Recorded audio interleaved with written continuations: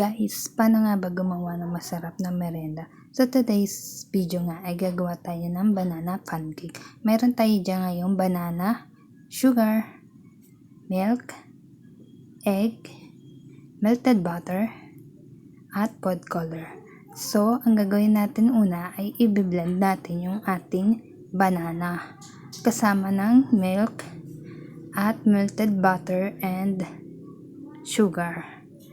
So, i-blend natin yung ating banana para pinong-pino yung texture ng ating banana.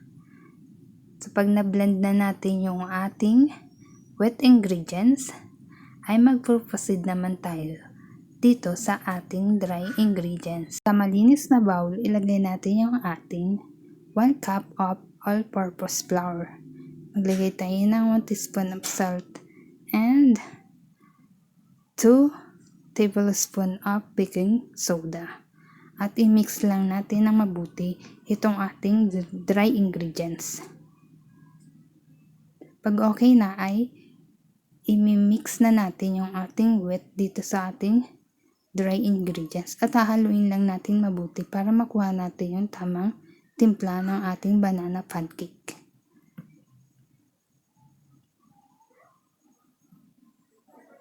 Halo-haloin lang natin yan ng mabuti, guys.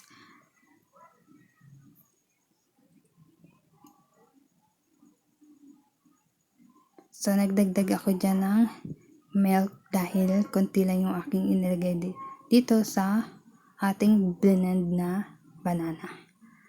So, dyan natin ito iluluto sa ating pancake maker.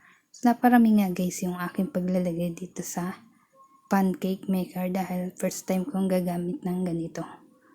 So, ayan, pag nag-green or namatay na yung ilaw ng green, it means luto na yung ating banana pancake. So, ayan, salang na natin yung ating banana pancake.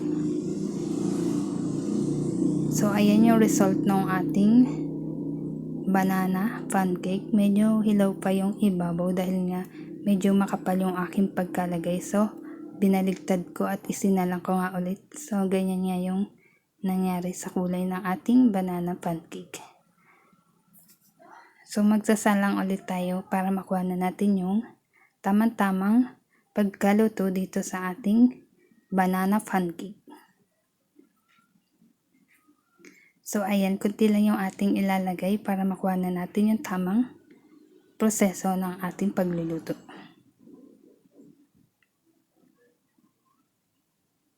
Isalang natin na mabuti.